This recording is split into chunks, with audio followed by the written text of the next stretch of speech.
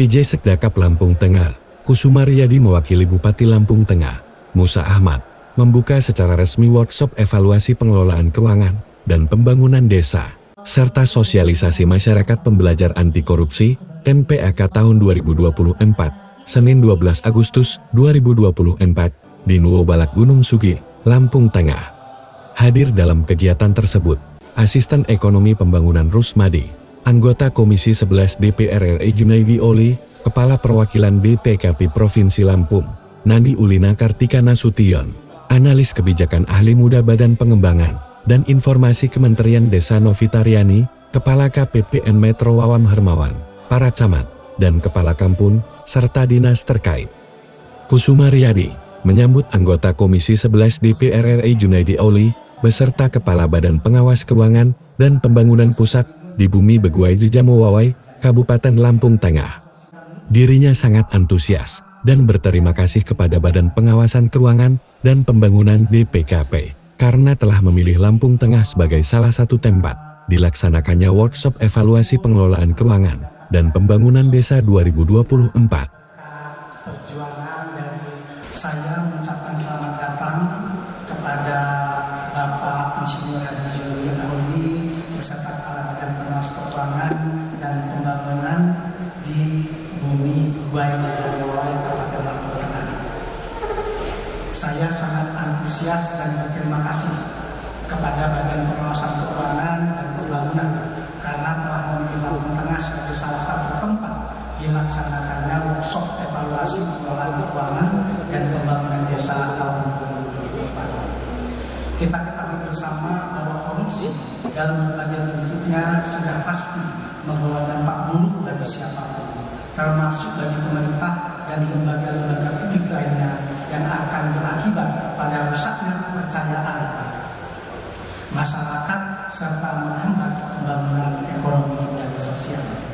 Untuk itu kami sangat mendukung bahwa pemberantasan korupsi tidak hanya sebatas penindakan dan perbaikan sistem, tetapi diperlukan penguatan budaya anti korupsi dan peran aktif masyarakat dalam membangun integritas serta sebagai upaya memitigasi resiko korupsi dalam tata kelola pemerintahan yang dilaksanakan oleh pemerintah sebagai salah satu aktor penyelenggara pembangunan daerah.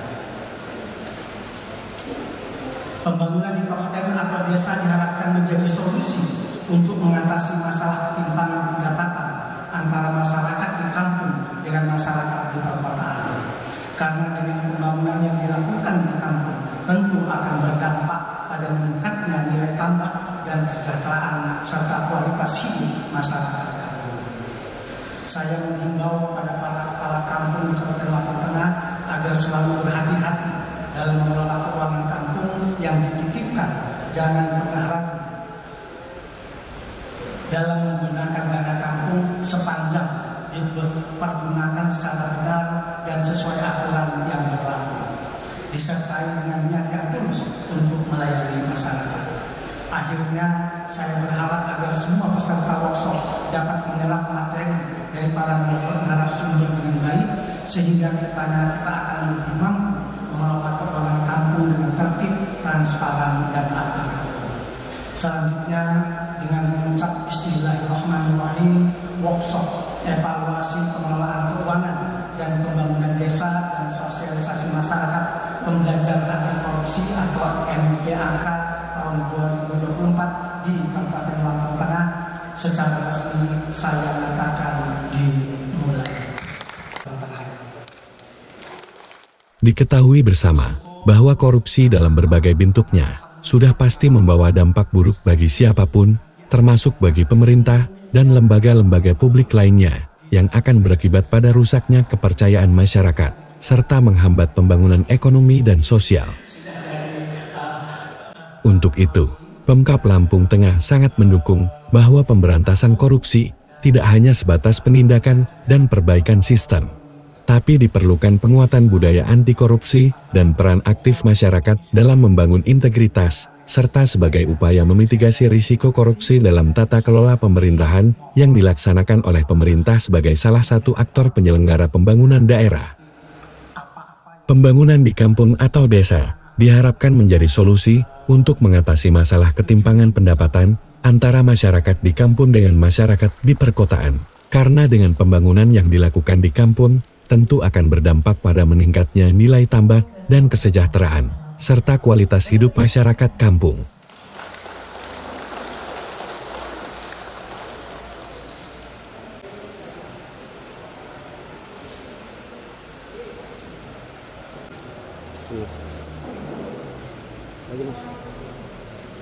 Masyarakat ini, jadi saya kira itu PR buat semua kita, bahwa itu ada yang mengatur itu.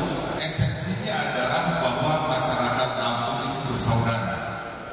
Jadi entah latar belakangnya mungkin Ibu Polina ini tadi Nasution dari Sumatera Utara, ketika dia di Lampung dia dipersaudarakan, entah mau masuk Saibadun atau mau masuk ke Padun. Itu esensinya sebenarnya. Jadi ada esensi lain selain ucapan Tabi Punten. Ini sebagai introduksi nih Pak Moderator. Bapak Ibu sekalian, kepada saya dimintakan untuk menyampaikan terkait dengan tugas pokok dan fungsi dari anggota DPR RI, terutama terkait dengan penyaluran dan penyelenggaraan dana desa. Sebagaimana diketahui bahwa tugas pokok dan fungsi dari anggota DPR RI itu ada 3. Yang pertama adalah legislasi, bagaimana mengatur, menyusun dan membuat perundang-undangan.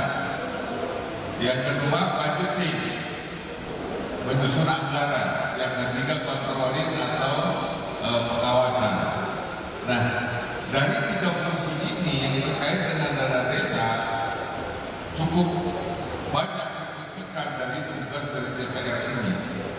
Yang pertama terkait dengan undang-undang. Undang-undang kita sudah menghasilkan undang-undang desa nomor tahun 2014, ya. Saya ingat betul tahunnya 2014 nomor 4